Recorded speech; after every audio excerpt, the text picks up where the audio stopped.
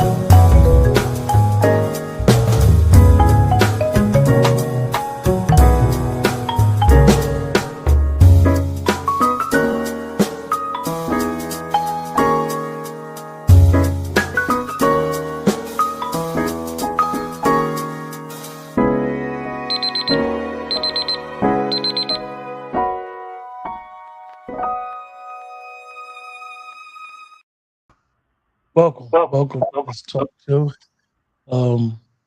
Tonight, we're going to continue having our discussion in reference to Black Americans' relationship with mental health. We have Professor Dreyer, we have myself here, and the first show we did generally speaking, and we discussed just in general about mental health, the trauma that Black Americans have faced, knowing all of the traumas from inherently, innately passed down from generation to generation, our relationship with medical aspect of not trusting physicians, not trusting mental health, having a safe space. And then 3 weeks ago, no, 2 weeks ago, we discussed men and we discussed men's role and having that discussion and really hitting home about our younger men, 18 to 34, who unfortunately are committing suicide and how it's affecting them, knowing that for the most part, they don't have good cognitive skills and knowing how to problem solve, not all, but most. And then last week we didn't have a show, and I'll discuss why we didn't have a show after. So tonight we will discuss women, in particular Black women. And you notice at a certain age, Black women, once they go through some stuff in life, you start see that a lot of them are starting to get into a lot of self-help, self-discover, self-reflection, and start to really get into and be in tune with who they are in their place amongst the people in Turtle Island. But first and foremost, before we get Professor Drea, who is our professional here in this area, and she's a Black woman, so she's going to basically discuss and talk about some things during the show. Last week, I called Professor Drea right before we were about to start the show, and I told her I needed to cancel the show. And it wasn't nothing major, right? But when we talk about a safe space, something was just off on my end. I don't know what it was. I didn't have no worries for the most part, you guys, and I try to be very honest, open, upfront. I don't really have much worries. I live a very simplistic life. I don't have no outside stress going on. Small kids. It's just me and my space. And particularly when I do shows, I'm in a whole different area of my home where I'm not bothered. But for some reason, last week I woke up and just was off. Work was weird. Actually, I was off last Wednesday, but it was weird. I sat around all day, didn't do much, and for the most part, sometimes you have to realize to take a break, and it don't have to, and particularly be anything going on, but don't be afraid to take a break. One of the reasons why I wanted to touch on this aspect of something in the Black American culture is we don't discuss this openly. And if we do discuss it openly, it's not really talked about on a podcast type of form. We love to, right now with everything that's going on, we're delineating ourselves and we understanding that we are a specific group of people. In that, we need to understand some of the traumas that are specific for us, and generally speaking for us, because if I was from the diaspora, I would not know what Drea been through in her own life, and that was passed down from tradition. I wouldn't understand it. I wouldn't be able to relate. I would have no aspect of information to give Drea, even as a friend or anything. I wouldn't be able to understand. So that's why I decided to do this and wanted to really address it. And knowing how many of my friends who do celebrate these holidays, this is a real sad time for people because their families have moved on. And this is a tough time for a lot of people. Right. Holiday season, a lot of people go through depression. So we always want to have a safe space and allow people to come on, listen. As we would say, just chop it up and just talk and just understand that it's okay to not be okay. And we want to address it. Whatever you do to outlet, as long as you're not harming yourself and others, do it. If you like to just unplug, me and Drea have been friends for a while. She has no problem with unplugging. Where I'll be like, "Yo, what's up?" And she be like, "Yo, bro, I'm done." I have no problem with unplugging sometimes. And that has been recently a lot. And a lot of people that I deal with, they unplug. So never Mm. being afraid to unplug. But Drea, as we begin, what's going on?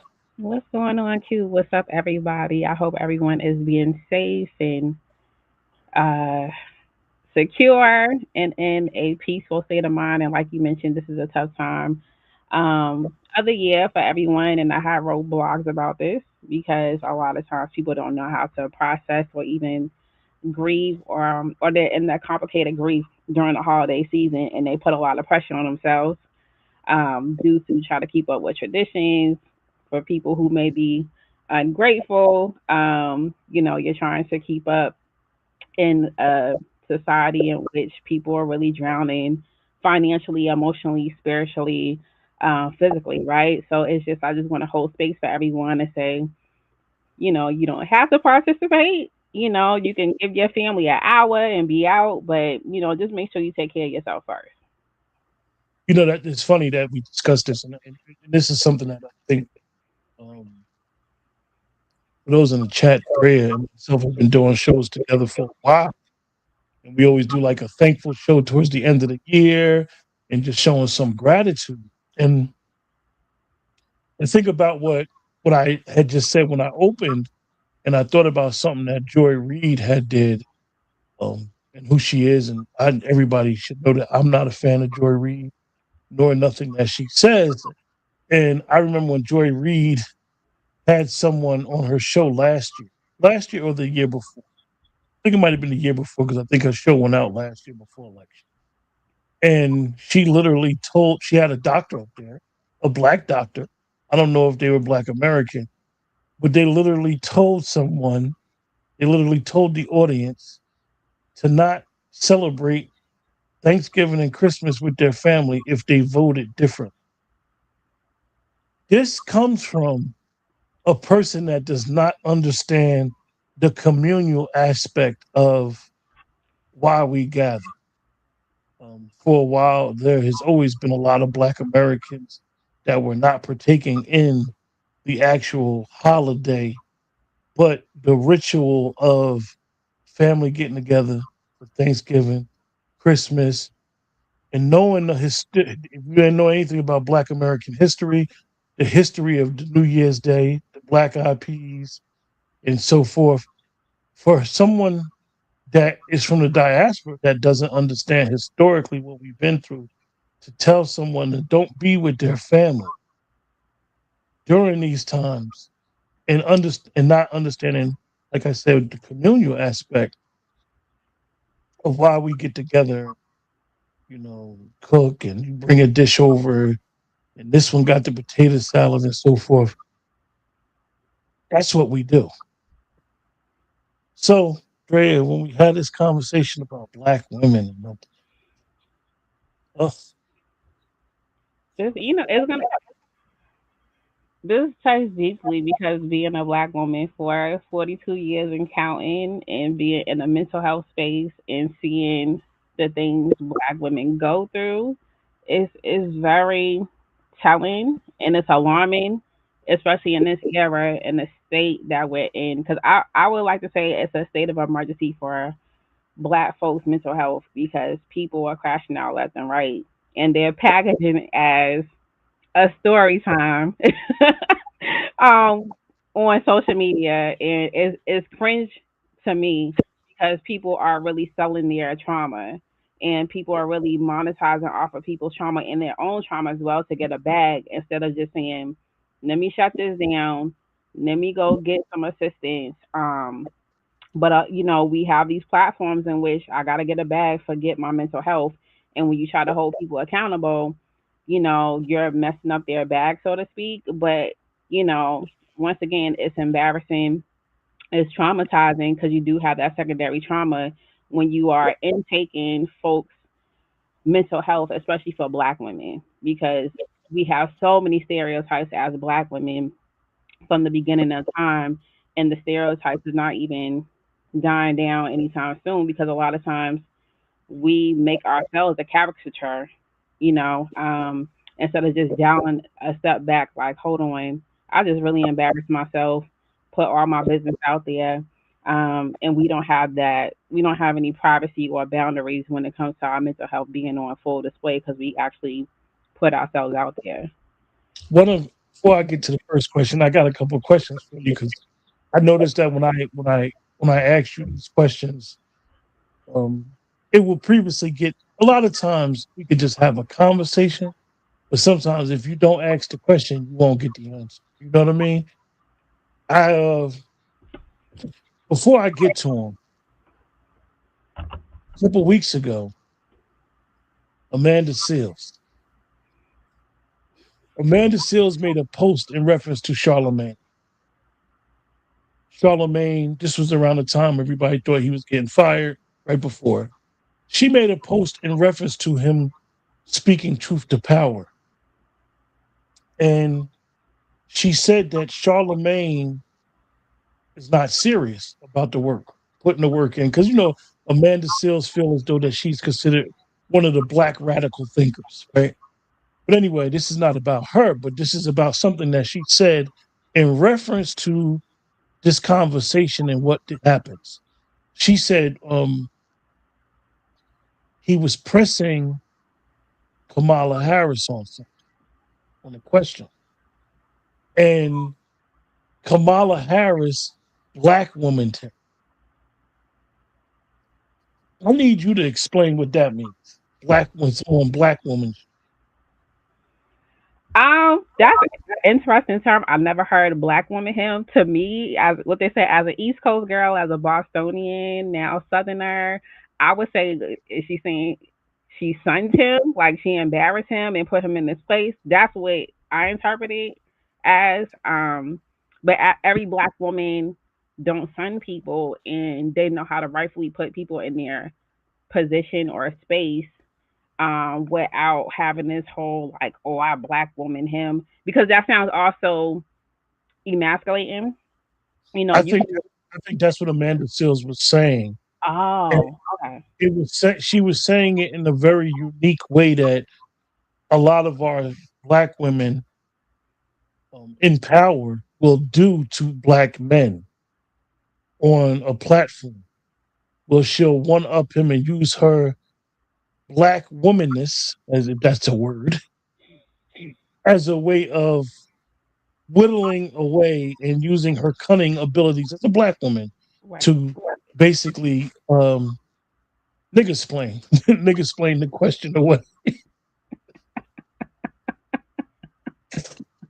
I never heard it. I mean, that's an interesting term of like she black woman him. That's Amanda Seals said it. weird. I was really shocked that Amanda Seals said it because usually, conversation, I've never heard another black woman say it because, and this goes back to what we're talking about. You very rarely hear unfortunately, a lot of black women call other black women to the Mhm. it's always a lot of cosign. From Right. the black man's perspective and some black women's perspective, black women have a flaw where they don't really champion other black women, but they won't call them out. So, but that's a whole different topic, right? Exactly. So let me ask you, have some questions. From your experience in clinical social work and academia, how do you see the strong black woman expectation affecting black women's mental health today? It is generationally passed down until that person that's passed down to, they have to make a decision on whether or not they want to continue to wear the cape of being strong, right?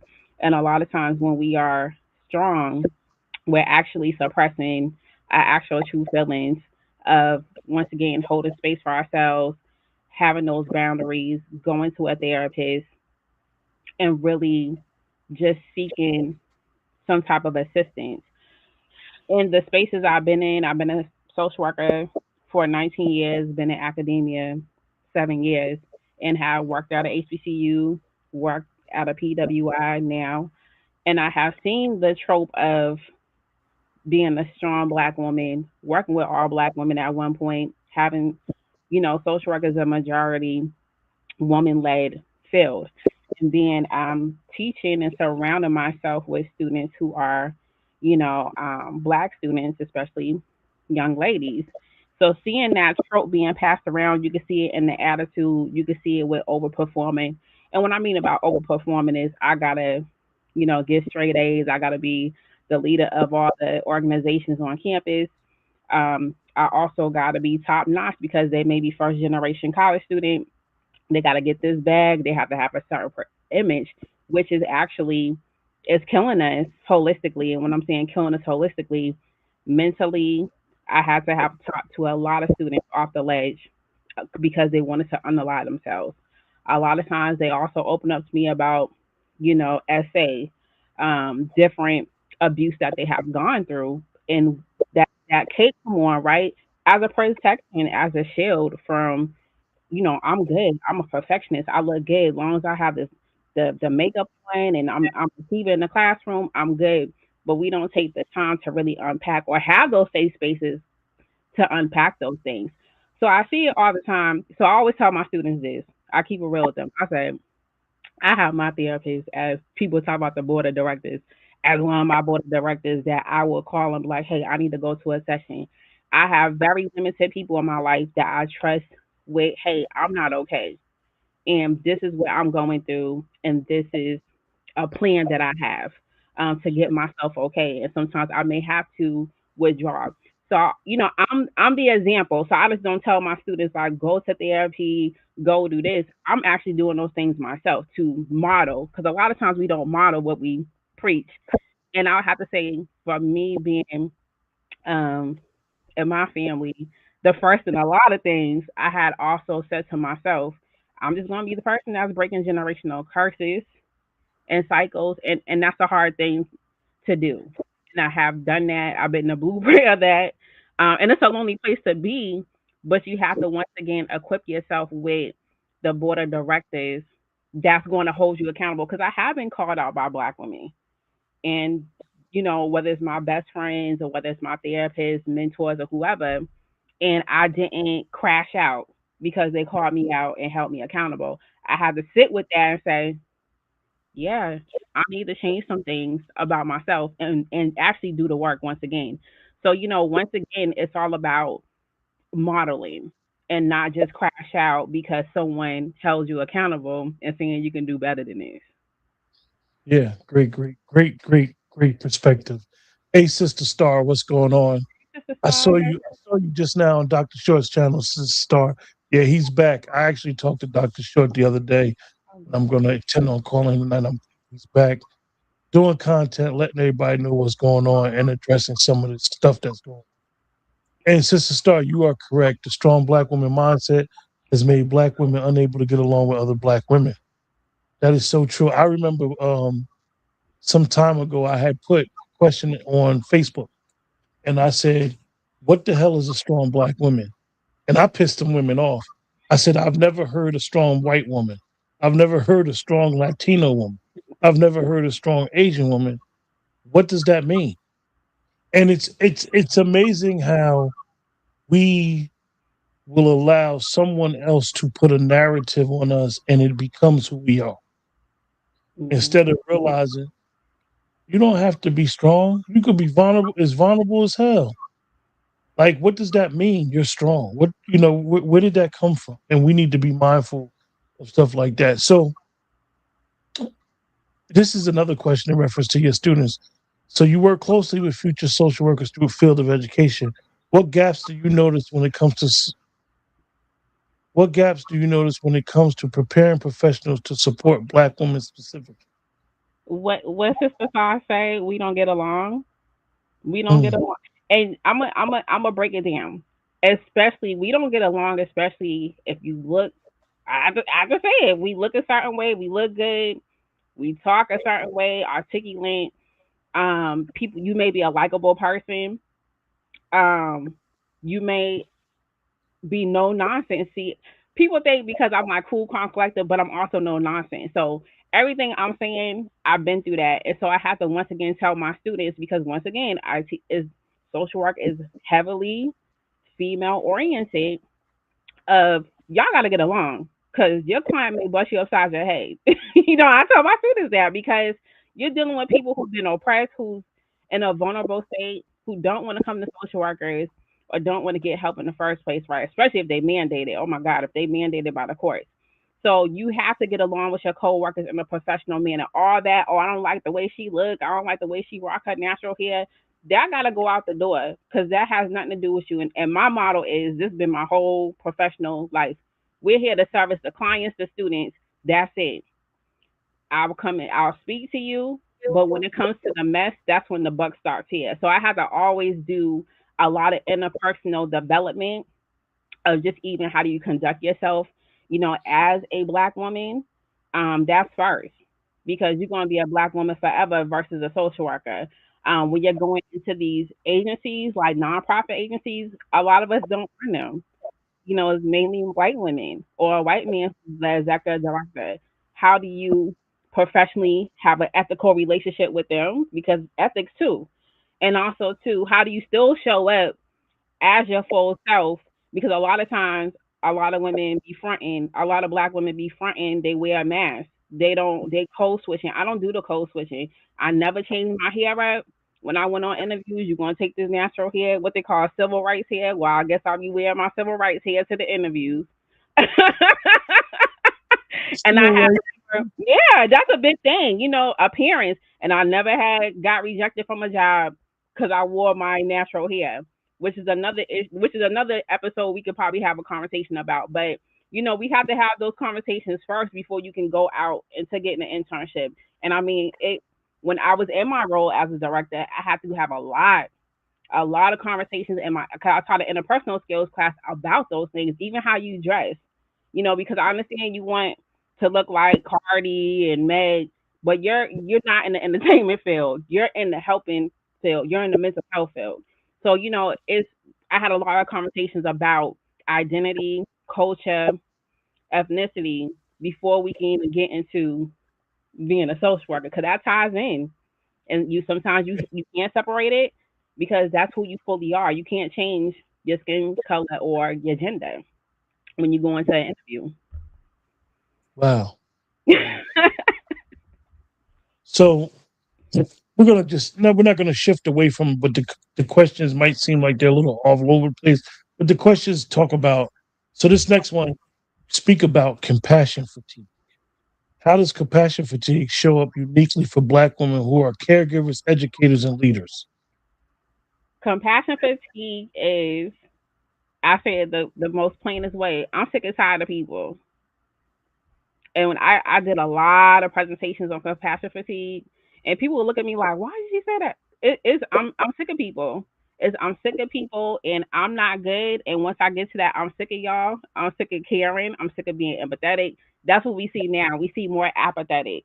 I'm sick of carrying people on my back. Some people didn't ask you to carry them on their back. because you once again want to wear the trope and the cape of being a strong woman because that's what you've been conditioned to do. I don't consider myself a strong woman. I People may laugh at this. I live an easy and soft life. And I enjoy that. I have people who support me in that, and I never want to be the strong woman. And I remember telling people in my family, I was like, I do not want to be the matriarch because the matriarch is what, always getting dumped on, the trauma dumping, um, they always bitter. It's like a bitter, it's a jadedness. Yes, they're consoling people, they're comforting people, they may be the mother of the family, the church or whoever, but who is mothering them? Who's reparenting them? And a lot of times they carry that trope because they don't want to uncover the layers of their own trauma. I have seen it in my family. I have seen it, on both sides of my family, except for one of my great aunts. That's why I love her so much. She had died, and she was always the life of the party. And I never seen her jaded, bitter, because she really, I felt like, worked on herself, and she didn't take on the issues of other people in my family. And also too, she didn't take on the trope of, oh, I'm a strong black woman. She like really lived a full life doing what she wanted to do. She was married, lived in Detroit, really lived this full life, and I always admired my great aunt. But I tell people in my family, like, I don't want that. Like, y'all not gonna kill me. You better, I will refer you to therapy. You don't want to do the work, that's not my problem. And people look at me sideways in my family like, oh, she's not playing. No, because I have seen people literally have their lives ended early for taking on the trope of being a strong woman and also taking on the problems that you didn't ask to take on. Yeah, and when I ask you these questions, Sister Star, you're in the chat. You can answer the questions too as well. Because this is very interesting discussion, and it's informative. I believe that men sometimes don't hear women have these discussions about themselves and about other women. So this conversation is very reflective. Sister Star said, when you get a bunch of black women together in a room, they will magnify their insecurities against each other. That's interesting. Mhm. It's interesting. So, okay. Yeah, I told you I got some questions for you tonight. I'm ready. In your opinion, why do many black women delay seeking help until they reach burnout? And how can we begin to normalize early mental health care? A lot, a lot of black women, hold y'all breath, everyone, and take a breath together. They don't feel there's nothing wrong with them because they either have been the bully and had been the loudest in the room. And what happens with the loudest in the room? They drown out everyone's voice. And like Sister Star says, it's just the insecurities that's blazing loud saying, oh, this person need help. And when you start seeing them crashing out for no reason, you're like, oh, you need to get some assistance. Um, and once again, because so many people have pacified them, that's probably been once again their lineage of women that's just been loud, wrong, instead of being connected to their body saying, there's something off about this. Because a lot of times we act out because we're so disconnected, we disassociate, right? And then we start acting out in behaviors.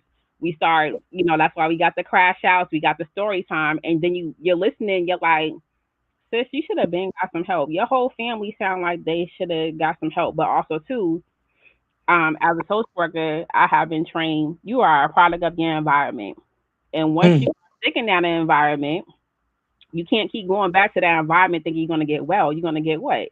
You're gonna get more sicker until you decided to remove yourself out that environment and away for those people so you can also too get some help that you need. And that's even in the Bible about being around bad associations for useful habits, right? And when you're around people who are sick, you're gonna be sick as well.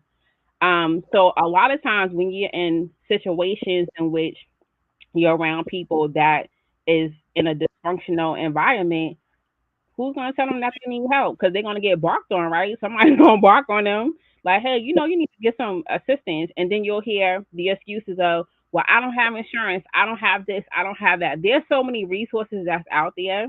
That it may not be accessible to them, but if you could find resources to be accessible to inhibit your bad behaviors, you could find resources to also to help you to get better.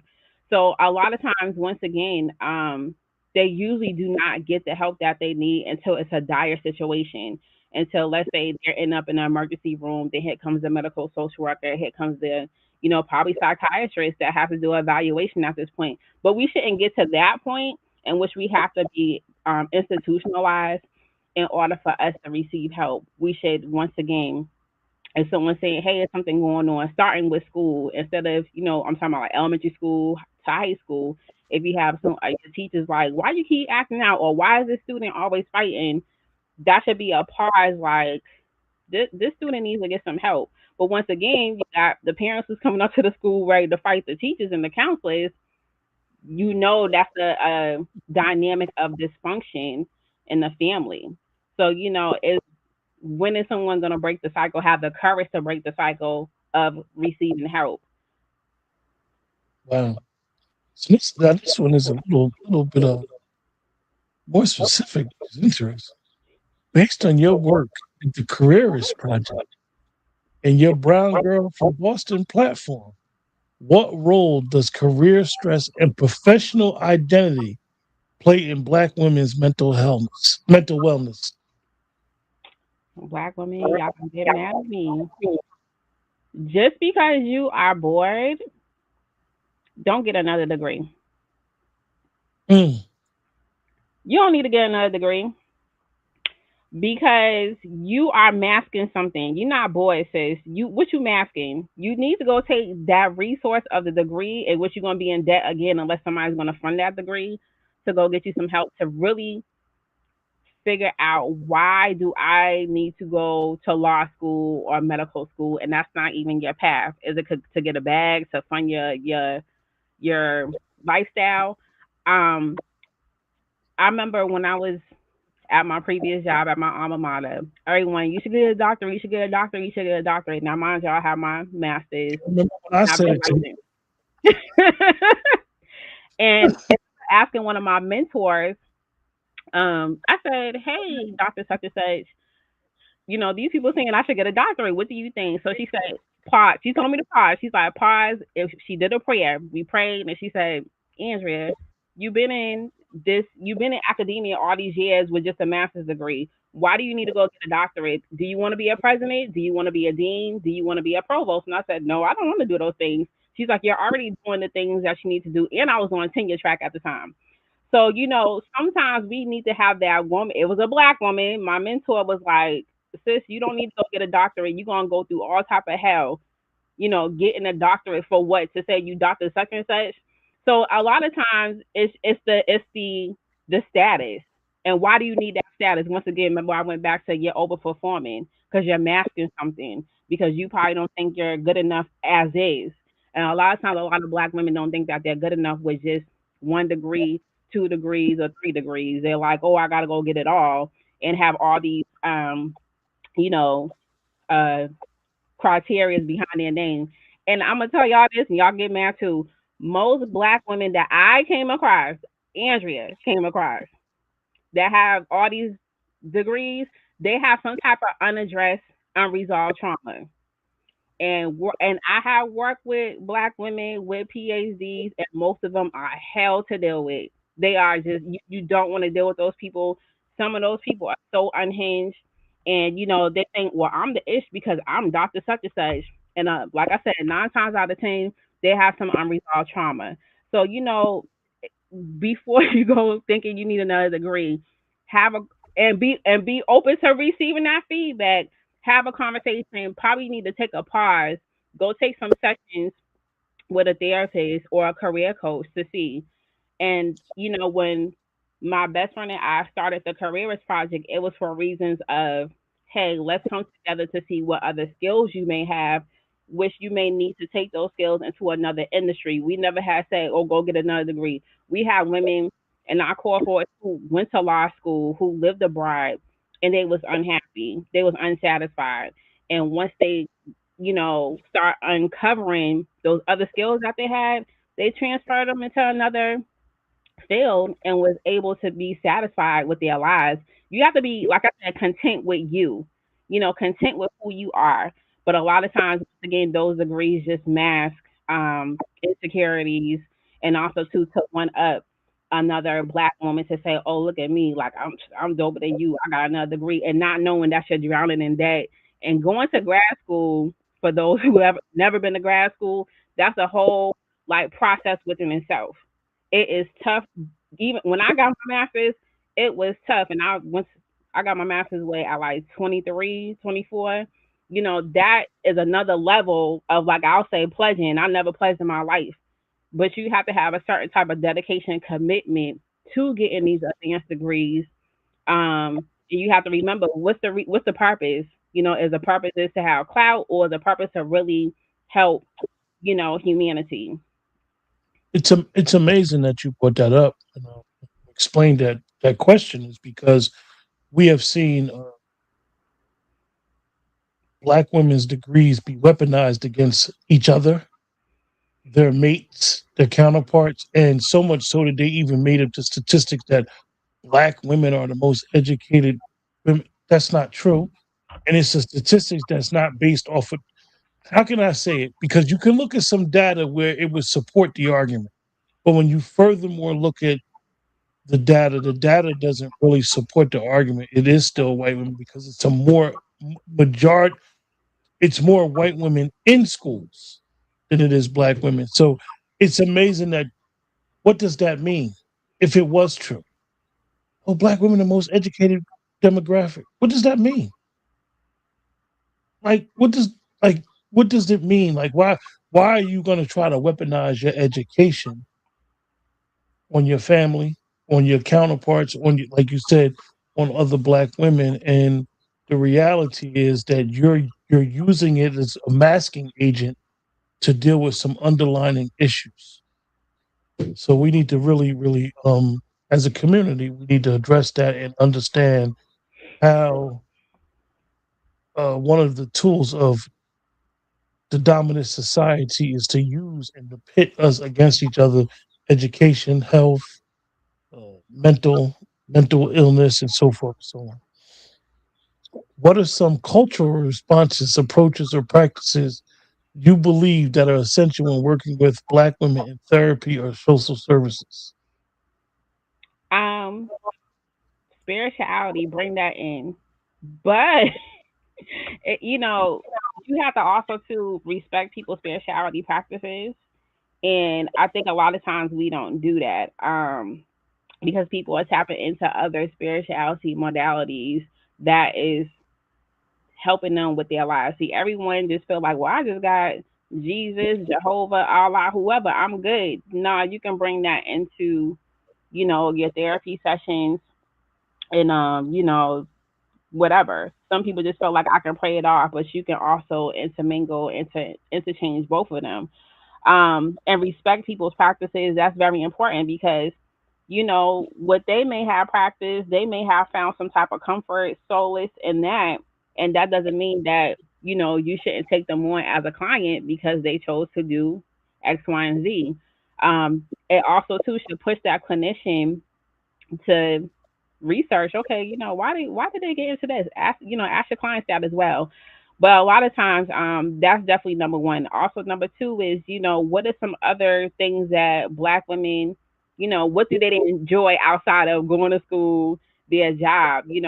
Bring in like the exercise, bring in like walking therapy, journaling, dancing, whatever the case is. Everyone is not responsive to like CBT, which is cognitive behavior therapy. Everyone's not a talker. Some people need to actually do narrative therapy and actually write out their story and write it out till they get tired of it and say, you know what, I'm breaking up with this story. Um, Yes, exactly. God created Christian counselors, so you go to counseling and something that's going to benefit you. When I first started counseling, I actually went to a black man, the dopest black man I ever been to, and he incorporated yoga. Some people probably hear this like, "Oh my God, Andrea, you are a witch. You are just like demonic," because yoga, all this stuff is demonic. But that really helped me to slow down, who I, was as a person at like in my early 20s. It helped me to really tap into my breathing techniques to just really be more healthy holistically and be present. And that was one of the best therapists besides my therapist I have now that I went to, and it was a black man. And I mean, that man held me accountable. I learned so many different things about myself. I learned so many different things about my body, how our bodies do keep score. Now, let me see. I have this book. Hold on, y'all. I have this book here. The body keeps the score. It's a good book about how our body, mind, body, and spirit keeps hold of trauma that you'll be surprised. Hence why you always talk about people talk about, oh, I'm triggered because they have triggered something. It could have been something in their heart, something in their mind, something in their stomach, and they have these somatic symptoms in which you're feeling it in different parts of your body. So that really helped me to like to things in my body that I had to release some things that I didn't even know that my body was holding on to. So those things we have to really get out the traditional practice or just even the things that we was programmed to explore what's going to work for us for our healing. And a lot of times the traditional things don't work. And a good therapist will explore that. Like for me, with my therapist that I go to now, we explore so many different things. She know that I love to travel. She know that I'm very creative. And so like she really has to push me in a direction of just like using my voice, being creative because I love to write. And sometimes like I suppress those things, especially if I'm going through a difficult season. So, you have to find someone who's very skilled at really pulling out those things in black women, but also black women have to be courageous enough to put it Mm. on the table and not front like I'm great. No, you're not, because you wouldn't be going to therapy if you was great. That's one of the things that when you hear someone say they working on something and they doing something, a baseball player plays baseball, a boxer boxes. So if you have a religious belief or you're working on something, what are you really doing? Are you really putting the work in? It's always amazing how I have a friend of mine, sister. She's B1 all the way as well, right? And she believes her therapeutic way of dealing with it is to deal with people when you're going through issues instead of working on your issues alone. She believes that people need to work on issues when they're in a relationship, but they're working on themselves. And it's a very interesting thing. She takes a different holistic approach to it.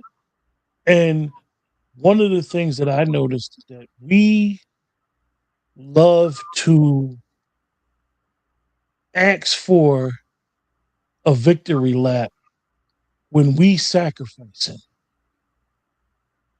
If you know you sacrificed, you put the work in, but we want the accolades to come from outside first. Oh, I saw you sacrifice, Andrea. Let me champion your sacrifice.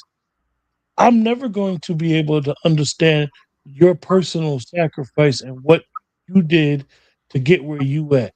Nobody's going to understand what the work that you put in. But we love outside validation for what we go on internally instead of realizing like, look, you know what you're doing.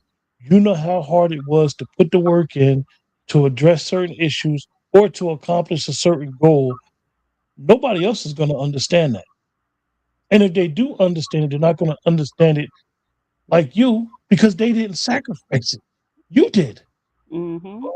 The human body and the human mind, for some reason, with a lot of us, is that, oh, oh, we don't know. You don't know what I've been through. I don't know what you've been through. Right. Only you know what you've been through. Exactly. Only because it's you. You put the work in. You have to, and this is goes for when you're an educator. We only learn theory. Mhm. Then you have to learn practice. Right. Practice have to be practiced. It has to. It Right. has to happen. You have to take all the education. You have to take all the, as we would say, religious knowledge. If you're a religious person, you have to put all that into practical skills. Practice. Mhm. It has to be done. You have to do it. It's an action. Right. You can't. It's not going to happen just because you want it to happen. So I always thought that that was interesting how when we're going through these battle struggles and or issues in our professional and personal life, that we think that we're going to get through these hurdles without practice, without practice. Mhm. practice. So I have a couple more questions, and they're more of advice for Black women who feel guilty about prioritizing themselves, rest and or therapy. What mindset shift would you encourage them to start making today? Mindset shift is looking in the mirror and acknowledge you too can be problematic and what's the issues that's holding you back. See, a lot of times we can't go in that mirror and say, I can be problematic. I am the common denominator when it comes to certain issues in my life. We always want to pass the buck on to somebody else. And I guarantee you, when you start jotting down, I am the problem. I was the problem in this situation. I was a problem in that situation. I'm holding myself back in this area. I'm not, stepping up in this area. You know, I'm always the victim. Now, I feel like for these my folks who always think that they the victim, I guarantee you, you subconsciously, unconsciously victimize somebody. But then you want to flip it around like, oh, I'm the victim, and start jotting those things down. And when you're ready, it may not ever be, but the first step is you going in that mirror, doing the mirror work, you jotting it down. And then when it's time for you, when you start seeing your life spiraling, because it's that one issue, that root issue that keep holding you back, right? That's when it's time for you to go seek therapy. Not when you out here about to crash out. Um, I know this is the holiday season. You crashing out on your family members. Now is not the time to go set it off on them. Like it's the time to really have a conversation with yourself and be like, why am I about to set it off with these people? Are they going to truly listen? And also, too, it's time for me to go. I know in 20, everybody's talking about 2026. I'm about to do this. I'm about to do that. Put therapy on New the list. year, new year, new Put it me. on the list. New year, new me. Right. And it's you'll be surprised who has therapy. Like I say, I have been a social worker for 19 years, and in higher education, I have been in therapy on and off for at least 15 years. And I have no shame of saying that because there were some things that I was problematic in. I was a common denominator in, and I had to do a lot of work to get to where I'm at. And like you said, Q, like I had to put a lot of theory into practice. Just because I'm in the mental health, um, profession, and I'm a professor, I'm still a human. Like I still go through human experiences. I still have issues with family members, with friends, people who I love, was in relationship with, and I have been a problem in those situations as well. Actually, this is just a bonus question, right? And this affects your money. What I'm about to ask you, this affects what you do. One of the things that I admire about you is you're very easy to cut off your social media. Your social media. First of all, you were big on Twitter when we first met. You were all over the place on Twitter, big following, involved with a lot of different groups, and how we met. And knowing you have the career list and knowing what you do, knowing you're a regular vlogger, this is something that affects what you do. It affects your field. But at any given moment, when you feel like the need to address some issues and or just unplug, you're able to cut that off, knowing it's hurting an aspect of who you are. It's like taking a step back to take three steps forward. Like, okay, how I would think for most people who have a big social media footprint, it would be hard to do that because at the end of the day, it affects what they do. How do you do that? Is discipline, and also too is a lot of times when I don't push my blog, people still come to my blog. People not gonna forget about you. Like for me, I have my blog. Oh God, over 10 years, and people still come read my blogs, and people still was typing stuff and be like, oh yeah. People will check on me, email me like, oh Drea, I read this. Oh, I miss this. I miss you. I miss your presence online. Go read my old stuff because I gotta take care of me first. And I think a lot of times people feel like I gotta be on. See, when you constantly being on, that's why you got so much. That's why you have a mental health epidemic now because people are what they're always connected, but they're still lonely. Go touch some grass for real. Like when I think the longest I took was this year, 6 months, because I needed time to just really go touch grass, really work on my holistic self. And sometimes you get burnt out from social media. I've been on social media since, oh God, the AOL days, like the chat room. Then I was on Black Planet. So I'm aging myself. I've been on social media for a You long was a time. MySpace person too, huh? Huh? You was a MySpace person too? Yes, I was on MySpace. So I've been on social media for a minute. So I've seen the evolution of social media and what it have done to people, right? So I have no problem of turning it off.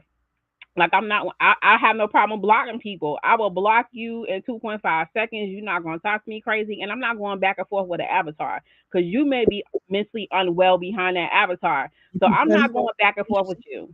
But the Avatar ain't going back and forth with the Avatar. No, I'm not. It reminds me of the brother Hotep Jesus. I don't know if anybody follows the brother Hotep Jesus on YouTube and Twitter, but I used to be a big supporter of his show. I still catch him time to time when I'm not busy because try to support a lot of people who I think who have thought provoking content. But he used to always come on Twitter and be like, "So what strangers y'all arguing with on Twitter today?" Right. Because people, people are going to project whatever they're going to project. Right, Sister Star. Social media is not a real place, and it's easy to get caught up in the noise. I block folk. I have no problem blocking people. I can tell y'all this year, I'm gonna get into my numbers real quick. This has been a 9 year. So if y'all year has been tough like mine, and you have to do a full Rico sweep and block people, I did that this year. I cut off like 11 people. Like boom, boom, boom. You out of here. Like because when I see people moving funny, and at this stage in my life, and I done gave you grace, you gotta go because you're not gonna give me that same grace. And when I start seeing you moving funny, I don't have time for it, And I know who my true people are when it comes to social media. I know who's gonna check on me and be like, oh yeah, Drea, she's on her sabbatical, cool. But like some people are not going to give you that grace. They want you to be on all the time. And I'm not, we're human beings. We also got to shut it down too. It's like our computers. We got to shut it down, get refreshed. We have to also too go within and fix ourselves and tap into what we need to the real life. Like I have a life outside of this computer.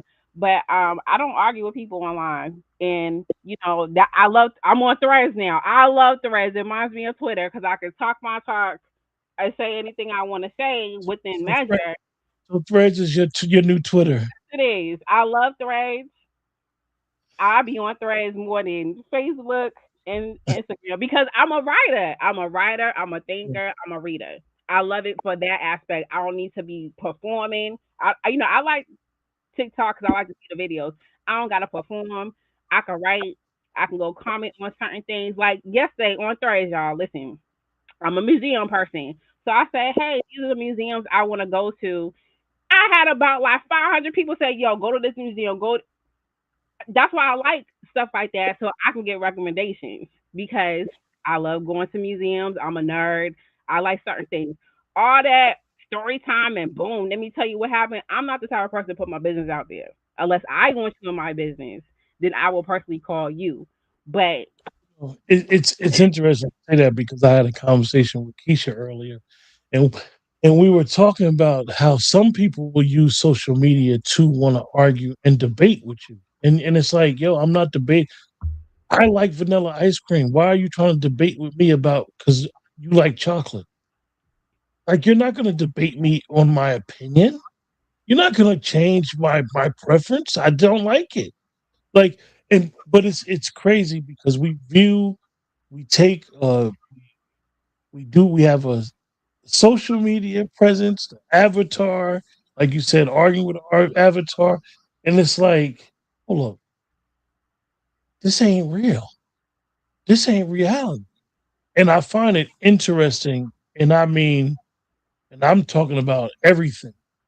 The polarization of social media is crazy. And this is why, for the most part, I haven't really addressed a lot of topics on the channel because a lot of the topics I personally believe that's going on in the world,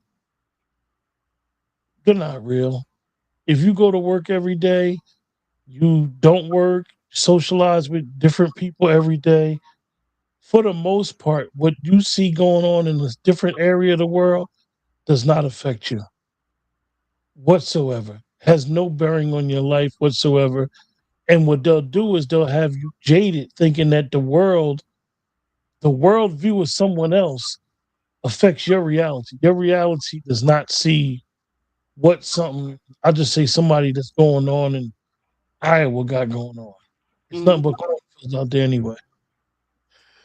Star said for some social media has taken the place of actual relationships. Yes, yeah, you social media has allowed people to become unsociable people, which we're exactly. not created to be unsociable. So last question, Drea.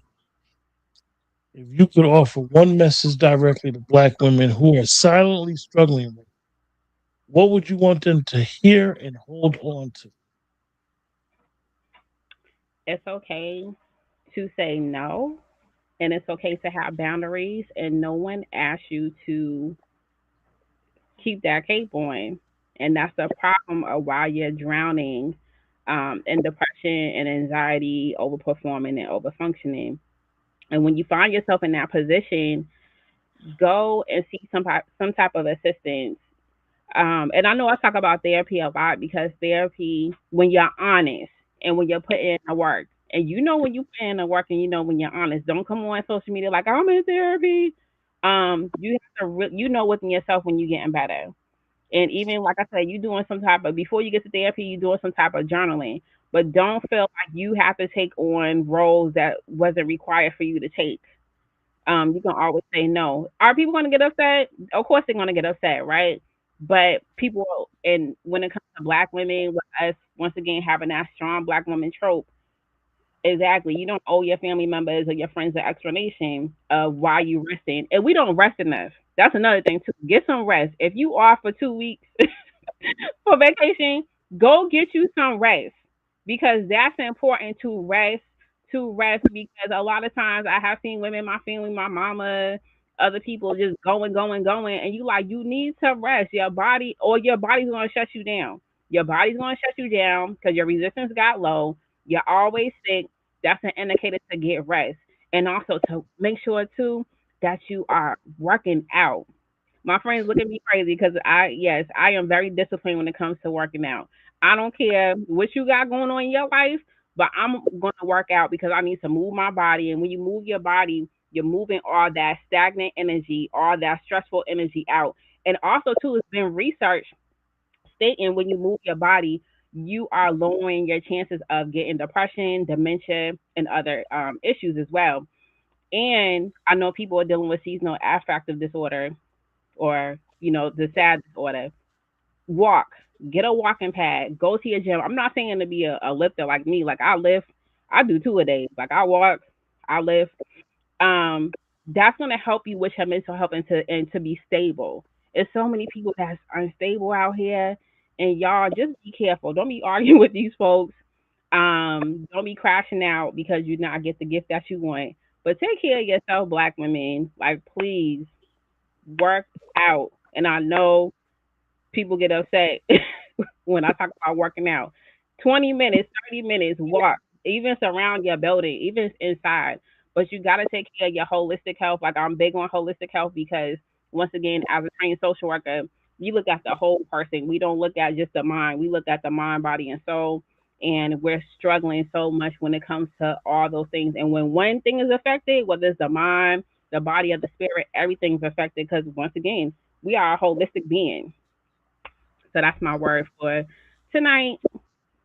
So start said I sleep much better when I work out. Me So too.